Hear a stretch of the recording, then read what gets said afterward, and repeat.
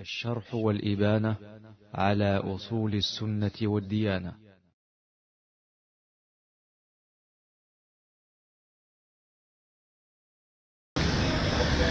Quel est donc le rapport qui est entre Aqidah et Akhlaq, c'est-à-dire les comportements?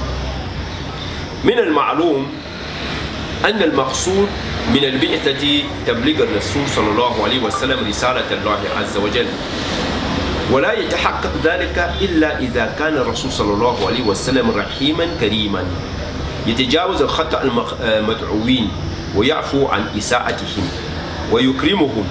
قال الله عز وجل: فبما رحمة من الله لنت لهم ولو كنت فظا غليظ القلب لانفضوا من حولك فاستغفر لهم وشاورهم فاعف عنهم واستغفر لهم وشاورهم في الأمر. Et ici, l'objectif principal pour lequel Allah Azza wa Jal a envoyé le prophète Mohammed sallallahu alayhi wa sallam, c'était pour qu'il transmette son message. Et ce message ne pouvait vraiment être transmis que si le prophète sallallahu alayhi wa sallam avait de la miséricorde pour les gens qu'il est venu appeler à l'islam. Et il avait de la générosité envers eux. Et il fermait les yeux sur les petites erreurs. C'est pour ça qu'Allah Azza wa Jal a dit: Fabima rahmatin min Allah linta lahum. Il dit qu'à cause de la miséricorde d'Allah, donc Allah t'a enrichi, tu as été doux avec eux.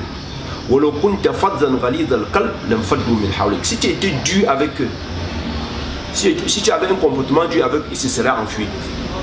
Et si les gens s'étaient enfuis, le maqsoud, la raison pour laquelle le prophète sallallahu alayhi wa sallam ne pouvait pas être réalisé, l'objectif ne pouvait pas être réalisé, parce que l'objectif c'était qu'il appelle les gens à l'islam. Et pour qu'il appelle, donc, il fallait donc qu'il ait un comportement qui va attirer les gens. فما غضب رسول الله صلى الله عليه وسلم لنفسه قط ولا ضاق صدره للضعف البشري ولا احتجز لنفسه شيئا من أعراض الدنيا. Donc le prophète sallallahu alayhi wa sallam, il ne s'est jamais fâché contre ses compagnons pour une erreur commise sur son droit à lui. Mais au contraire, il ne se fâchait que quand le droit d'Allah était violé. Et il ne s'est jamais senti gêné devant la faiblesse naturelle des êtres humains. C'est-à-dire, ils commettent des actes par faiblesse naturelle. Et il n'a jamais choisi quelque chose pour réserver à lui seul, à lui-même. Au contraire, il a partagé tout ce qu'il avait entre ses mains. C'est ça le signe de la miséricorde et de la générosité dont Allah a enrichi le prophète sallallahu alayhi wa sallam, qu'il donnait tout ce qu'il avait et il pardonnait aux gens tout ce qu'ils faisaient et il oubliait leurs erreurs. بل أعطاهم بطيب النفس والسماحة حتى وصفه الله عز وجل وإنك لعلى خلق عظيم. Donc il a été tellement généreux et miséricordieux envers que de tel ce que Allah lui a dit: certes tu as un comportement, un très bon comportement.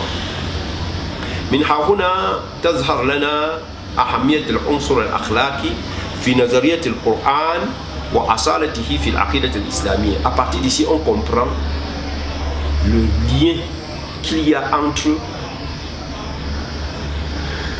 l'idée que le Coran a propagé et l'élément comportemental. C'est-à-dire, le Coran a mis en exergue un lien étroit entre l'aqida qui est descendu dans le Coran et le comportement de la personne. Non. فإن الأخلاق الفاضلة هي دعائم أساسية لاتباع الحق والتزام العدالة واحترام الإنسانية وكرامة الحياة. Donc en effet, le bon comportement, c'est la nourriture et l'élément principal qui attire les gens vers la vérité. C'est-à-dire le bon comportement attire les gens vers la vérité. C'est le bon comportement aussi qui élève la justice et le respect mutuel entre les gens dans une société. C'est-à-dire quand les gens ont un bon comportement, la justice dans leur société qui consiste à donner l'égalité des chances à tout le monde a sa valeur. Et le respect de la vie humaine, le respect, l'aspect sacré de la vie humaine est respecté dans cette société parce que les gens s'élèvent que par le bon comportement et les gens ne sont rabaissés que par leur mauvais comportement. ولا تقطع دابر الظلم والفساد إلا بالاستقامة على الدين وكلما كان الفرد والمجتمع متدينا كان الأخلاق فيه فاضلة محذبة والمجتمع الذي يسوده الكفر والإناد على الله عز وجل تجد فيه انحطاط أخلاقيا مواكبا لهذا الفساد الديني. Chaque fois qu'on a trouvé dans une société où les gens ont de bons comportements, on a trouvé aussi la religion s'élever. Et si on trouve de très mauvais comportements dans une société, on va trouver d'autre part aussi que les croyances sont des croyances fausses. Et il n'y a aucun doute que la façade ne s'est répandue dans les sociétés que sortie des temples. Ce n'est pas des palais présidentiels et des palais de l'Assemblée nationale que le désordre est sorti pour se répandre dans la rue. Pourquoi? Parce que c'est aux religieux qu'Allah a donné le pouvoir d'influencer les cœurs. Le pouvoir d'influencer le cœur ne se trouve pas entre les mains des hommes politiques ou bien des économistes. Non, ils ne peuvent pas. Les hommes politiques, ils peuvent être en train de faire leur discours ou de raconter ce qu'ils racontent et que le peuple ne s'occupe pas d'eux, eux aussi ne s'occupent pas du peuple, ils s'en foutent. Mais le religieux, quand l'imam est déjà monté là, il est en train de parler, celui qui vient s'asseoir là, c'est que s'il parle, il n'a pas de mal. Donc il a un péché s'il s'exprime pendant que l'imam est là. Déjà, ça veut dire que la parole que l'imam s'en va dire là-bas, ça a une influence sur son cœur. Donc c'est les imams, les hommes religieux, c'est eux qui sont les vrais maîtres de la moralité. Tant qu'eux, ils n'ont pas une bonne moralité et ne respectent pas le comportement, la société va s'écrouler. Parce que c'est eux seuls qui ont les capables, le pouvoir que Allah a donné pour imprimer aux gens que voilà le comportement qu'il faut adopter et voilà les comportements qu'il faut laisser. Donc si les religieux n'ont pas un bon comportement, cette société va s'écrouler. Et cela s'explique bien dans nos sociétés. La multiplication des chapelles religieuses, qui sont devenues presque des comptoirs commerciaux, a amené dans les sociétés des comportements que les gens ne connaissaient pas. Parce que cette multiplication des chapelles religieuses a pour seul objectif la recherche d'argent. Et non pas la volonté de propager un message religieux. À partir d'ici, il faut donc définir le comportement, c'est quoi? Si on connaît que l'aqida, c'est une connaissance, et une connaissance qui s'installe dans le cœur et s'affermit de façon à pouvoir dicter les paroles à prononcer et les actes à poser, et qu'il y a un lien étroit entre cette aqida et le comportement, alors il faut définir le comportement, c'est quoi? Al-khuluq, c'est le singulier. Hiya sijiyya wa tab' wal muru'a wa din. Wa hiya surat al-insan al-batiniyya wa awsaf nafsihi wal ma'ani al-mukhtassa biha. Donc al-khuluq ici, on dit c'est une nature imprimée à chaque être humain. C'est un état naturel imprimé à chaque être humain. Hein? Qui est la description de son âme. C'est-à-dire, le comportement là, c'est la description de son âme, qu'on appelle la moralité. Et cette moralité qui est à l'intérieur de lui sort dans ses comportements. Sa façon de se comporter avec les gens, sa façon d'acheter ou bien de vendre, sa façon de donner, ainsi de suite. Ce comportement est donc le messager de sa moralité, qui est la description interne de son âme. Alors, ce comportement, ça devient la nature de quelqu'un quand ça sort, sans qu'il y ait takalouf, c'est-à-dire que sans qu'il ne force, de façon naturelle. De façon naturelle, il agit de façon naturelle et exprime dans ses gestes ce qu'est son âme à l'intérieur. C'est pour cela que si vous restez avec quelqu'un 3 jours, vous voyagez avec quelqu'un, bien vous voyagez avec lui, au cours du voyage, vous allez certainement connaître la personne c'est qui. Ou bien vous faites une transaction d'argent avec lui, vous achetez ou vous vendez, ou bien quelque chose d'argent, vous allez connaître cette personne c'est qui. Ou bien vous dormez dans votre maison avec lui, ou bien dans sa maison, 3 jours, vous allez le connaître. Pourquoi? Parce que sa véritable nature va apparaître. Il peut dans la rue faire l'effort d'adopter un certain nombre de façons de vivre, mais dès qu'il va se retrouver dans le voyage, sa nature va apparaître. Dès qu'il va se retrouver dans les transactions, sa véritable nature va apparaître. Ou bien quand il va se retrouver chez lui, sa véritable nature va apparaître. Donc on dit ceci, le comportement c'est le messager de la moralité de quelqu'un. Donc la moralité c'est ce qui est à l'intérieur. Et cette moralité sort dans les actes que la personne pose. C'est-à-dire quand elle pose les actes, on découvre sa moralité. Et cette moralité, c'est donc la description interne des caractéristiques de son âme. Comment son âme est caractérisée à l'intérieur. De la même façon que physiquement, on peut décrire quelqu'un, que celui-là, il est grand, il est petit, ou bien il est géant, il est court, hein, ainsi de suite. De la même façon, l'âme à l'intérieur a toutes ces descriptions-là qui sont calquées dans sa moralité. Et cette moralité s'exprime dans le comportement que la personne a. فإذا كانت الأفعال الصادرة من هذه الحالة هي الجميلة المحمودة عقلا وشرعا سميت تلك الحال خلقا حسنا وإن كانت هي الأفعال القبيحة سيئة سميت خلقا سيئة.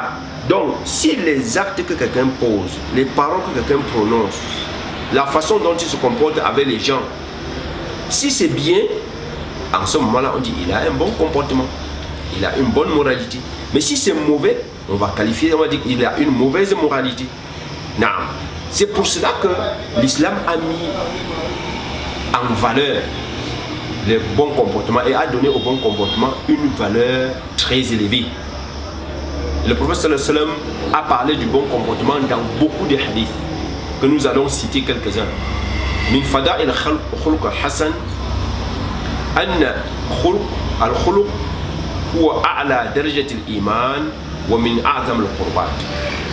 c'est-à-dire le bon comportement, c'est le degré de foi le plus haut, le plus élevé, c'est avoir le bon comportement. Et avoir le bon comportement aussi parmi les œuvres de piété que les musulmans posent pour se rapprocher d'Allah. Le bon comportement constitue une grande part, sinon la plus importante des œuvres que les musulmans posent pour rechercher les récompenses auprès d'Allah. Le prophète sallallahu alayhi wa sallam, il a dit Akmalul mu'min imanan ahsanuhum khuluqa. C'est-à-dire quoi? Le croyant dont la foi est la plus complète dans son cœur, c'est celui qui a le plus bon comportement. Donc quelqu'un qui croit, qui est un croyant et qui a un bon comportement, sa foi est élevée et elle est complète à cause de son bon comportement. Wa qala sallallahu alayhi wa sallam ma shay'un athqala fi mizan al-mu'min yawm al-qiyamah min khuluq al-hasan fa inna Allah yubghidu al-fahish al-badhi. Il n'y a rien qui va peser dans la balance des œuvres d'un croyant le jour de la résurrection comme son bon comportement. Donc le comportement que le musulman a, avec lequel il vit dans la société, qui est bien, constitue une œuvre de piété qu'Allah va peser Yom al-Qiyamah, et ce sera l'élément qui pèsera le plus dans sa balance. C'est ça. Ça c'est le deuxième point. C'est-à-dire que le comportement, c'est une cause pour être aimé du prophète sallallahu alayhi wa sallam. Parce qu'il a dit, quand la Rasul sallallahu alayhi wa sallam, inna min ahabbikum ilayya wa aqrabikum minni majlisan yawm al-qiyamah ahsanukum khuluqa. Il dit que le plus aimé, celui que j'aimerai le plus yawm al-qiyamah et qui sera le plus proche de moi, c'est celui qui a le bon comportement parmi vous. Donc, yawm al-qiyamah, les gens seront proches du prophète sallallahu alayhi wa sallam en fonction de leur comportement. Celui qui a eu le meilleur comportement sur la terre, il sera celui-là qui sera le plus proche du prophète sallallahu alayhi wa sallam, et il sera aussi le plus aimé par le messager d'Allah sallallahu alayhi wa sallam. Et vous savez que l'amour du prophète sallallahu alayhi wa sallam, c'est un signe de l'amour d'Allah azza wa jalla. C'est-à-dire que si le prophète sallallahu alayhi wa sallam vous aime, ça veut dire que Allah vous aime. Pourquoi? Parce qu'il est le messager qu'Allah azza wa jalla a envoyé pour appeler l'humanité. Et lui, il ne peut aimer que ce qui est bien. Il ne peut aimer que ce qui va, que Allah va agréer. Le prophète sallallahu alayhi wa sallam ne peut pas aimer quelque chose que Allah n'agrée pas. Al-khuluq huwa khayr min ad-dunya wa ma fiha wa min jawami' al-khayrat wal barakat. Qala Rasulullah sallallahu alayhi wa sallam arba'un idha kunna fika fama alayka ma fatatka min ad-dunya. Hifz al-amana wa sidq al-hadith wa husn al-khuluq wa al-iffa fi ta'am. Et le prophète sallallahu alayhi wa sallam a dit ici que il y a 4 choses. Si vous avez ces choses-là, ne vous souciez pas de ce que vous avez perdu dans ce bas monde. Premièrement, vous êtes une personne amine. C'est-à-dire que le dépôt, si quelqu'un dépose quelque chose chez toi, vous gardez le dépôt. Donc vous ne trahissez pas la confiance. C'est le hadith, être véridique quand vous parlez. Husnul khuluq, avoir un bon comportement envers les gens. Ifa fi ta'am, c'est-à-dire être chaste dans la nourriture.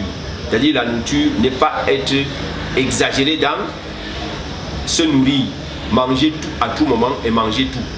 Les 4 choses-là, le prophète sallallahu alayhi wa sallam nous informe que si vous avez ces 4 choses, ne vous souciez pas de ce que vous avez perdu dans ce bas monde. Car la récompense que vous aurez auprès d'Allah est immense grâce à ces 4 choses que vous avez. Et dans un autre hadith, le prophète sallallahu alayhi wa sallam dit Al-birru husnul khuluq. Il dit le bien, c'est le bon comportement. Al-birru, ça veut dire le bien. Le bien, c'est le bon comportement. Al-khuluq huwa wasilatu nabi sallallahu alayhi wa sallam li ummatihi. Wa sahibu al-khuluq hasan khayru hadhihi al-umma. Fa inna Rasulullah sallallahu alayhi wa sallam قد أوصى به معاذ بن جبل رضي الله عنه حينما بعثه إلى اليمن داعيا إلى الله عز وجل وواليا وقاضيا فقال له اتق الله حيثما كنت واتبع السيئة الحسنة تمحها وخالق الناس بخلق حسن. Il dit le bon comportement c'est la recommandation du prophète sallallahu alayhi wa sallam pour cette communauté. Il nous l'a recommandé, il nous l'a enjoint. Il nous l'a ordonné. Quand il a envoyé Muaz ibn Jabal au Yémen pour appeler les gens à l'islam, il a dit Ya Muaz, il faut craindre Allah partout où tu te trouves. Et s'il t'arrive de commettre une mauvaise action, il faut poser une bonne action pour effacer les effets de cette mauvaise action. Et surtout, comporte-toi bien envers les gens. C'est-à-dire, comporte-toi bien envers les gens. Et dans un autre hadith, le prophète sallallahu alayhi wa sallam dit khayrukum li ahlihi wa ana khayrukum li ahli. Il dit le meilleur parmi vous, c'est celui qui se comporte bien envers sa famille, ses proches. Et il dit je suis le meilleur parmi vous envers ma famille. Donc je me comporte le mieux envers ma famille. تكفل النبي صلى الله عليه وسلم ببيت في أعلى الجنة لمن حسن خلقه. قال صلى الله عليه وسلم أنا زعيم ببيت في ربط الجنة لمن ترك المراء وإن كان محق. Le prophète sallallahu alayhi wa sallam dit que je vous garantis une maison dans le jardin du paradis pour quelqu'un qui a abandonné le mira. Mira ici c'est quoi? La polémique. Discuter pour entretenir la polémique. C'est-à-dire pas parce que on veut faire jaillir la vérité, mais juste pour entretenir la polémique. Il dit même si il a raison. C'est-à-dire même si vous avez raison et vous voyez que la discussion que vous êtes en train d'engager là, c'est seulement pour entretenir la polémique, vous vous taisez. Le prophète sallallahu alayhi wa sallam vous dit, il vous garantit une maison dans le jardin du paradis. Il dit, et une maison au milieu du paradis pour celui qui a abandonné le mensonge. Il dit, il ne ment pas. Même s'il est dans la blague, même s'il est en train de blaguer, il ne ment pas. Et il dit, et une maison dans le plus haut degré du paradis pour celui qui a un bon comportement. Donc ici le prophète sallallahu alayhi wa sallam nous donne une garantie pour celui qui a un bon comportement, que Allah Azza wa Jal lui conçut une maison dans le plus haut des paradis. Al-khuluq al-hasan huwa min akthar ma yudkhil an-nas al-jannah wa min asbab an-najah min an-nar. Dit le bon comportement, c'est parmi les choses qui mettent les gens le plus dans le paradis. Et fait partie aussi des choses qui sauvent le plus les gens du feu de l'enfer. وقد سئل النبي صلى الله عليه وسلم عن أكثر ما يدخل الناس الجنة فقال تقوى الله وحسن الخلق. وعن ابن مسعود رضي الله عنه قال قال رسول الله صلى الله عليه وسلم ألا أخبركم بمن يحرم على النار أو بمن تحرم عليه النار على كل قريب هين سهل. Il dit que j'indique celui qui lui interdit d'entrer dans le feu, ou bien le feu interdit de le brûler, il dit que toute personne qui est proche, c'est-à-dire il est proche par son bon comportement et il est doux et simple. Proche, doux et simple. C'est-à-dire il est simple envers les gens, il est proche des gens. Quand on dit il est proche des gens, ça veut dire qu'il rend service aux gens. Et que quand les gens viennent auprès de lui, ils ne trouvent pas, ils ne sont pas gênés ou mal à l'aise. Parce que si les gens sont mal à l'aise autour de lui, ils vont s'enfuir. Voilà. Donc, inna khulq al-hasan min a'zam al-asalib allati tajbu an-nas ila al-islam wal-hidayah wal-istiqama. Lidhalika kana nabi sallallahu alayhi wa sallam yulazimu al-khulq al-hasan fi sa'ir ahwalihi. En réalité, le bon comportement, c'est la chose qui attire le plus les gens à l'islam et qui attire aussi le plus des gens et qui aide aussi le plus les gens à se maintenir sur la voie droite. C'est pour cela que le prophète sallallahu alayhi wa sallam, il était permanemment en train de bien se comporter et d'appeler les gens au bon comportement dans tous ces états. وخاصة في دعوته إلى الله عز وجل وقد جمع الله له في نشأته خير ما في طبقات الناس من ميزات فكان طرازا رفيعا من الفكر الصائب والنظر السديد. الشرح والإبانة على أصول السنة والديانة.